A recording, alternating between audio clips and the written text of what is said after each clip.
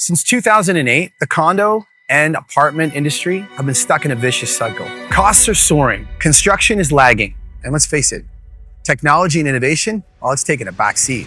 Nobody likes the fact that over the past 20 years, prices have ballooned and construction has pretty much stayed the same. So in this episode, we're gonna take a look as to why we're even doing this in the first place.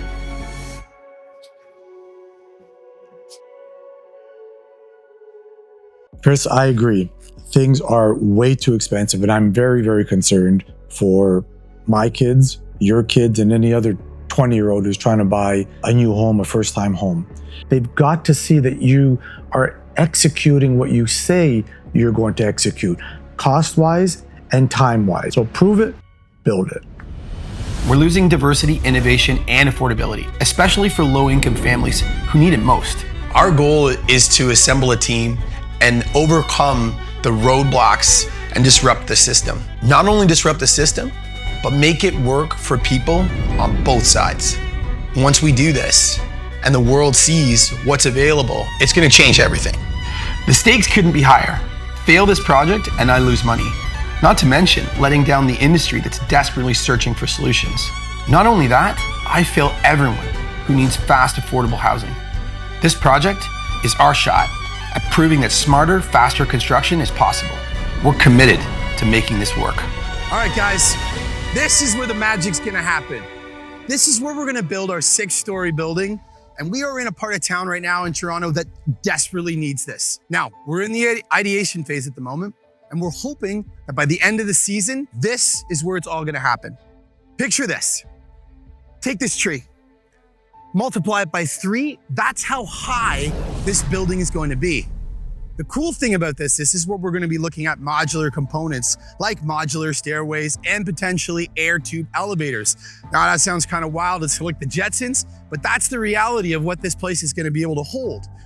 Now, remember, we're going to be looking at the best products that we can use and the best technology to use while we're building this. Obviously, this building's going to be torn down, and we're probably not gonna have anything here because we're gonna be looking at a giant empty site. As we sort of walk back, you'll see this nice big lot that we've got. Now this lot, you may think, oh, it's not that big, but it actually is. It has almost 90% zoning. I'm not sure if you guys all fully understand how zoning works, but I'm gonna explain it to you a bit. If you take a box, and if you align yourself in that box as to how much room you're allowed to build within, zoning describes how much of that space that you can occupy within that box that you've got. We can build on this entire piece of land. That means from each side all the way to the back and going up 6 stories. And I think that's a great spot for this project because it allows you to use every piece of what's available at an affordable price, because some lots in Toronto and other places where you're going to be building these, people are spending millions more than $1.4 million. That's why no one's building affordable buildings, because they can't afford it.